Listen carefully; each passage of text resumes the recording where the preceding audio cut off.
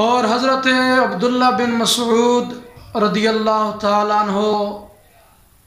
حدیث کے راوی ہیں کہ نبی کریم صلی اللہ علیہ وسلم جب نماز سے سلام پھیرتے دائیں طرف تو یوں کہتے السلام علیکم ورحمۃ اللہ، تو آپ اپنا چہرہ اتنا پھیرتے دائیں طرف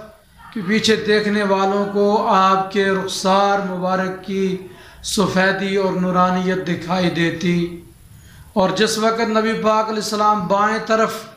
سلام پھیرتے السلام علیکم ورحمۃ اللہ کہتے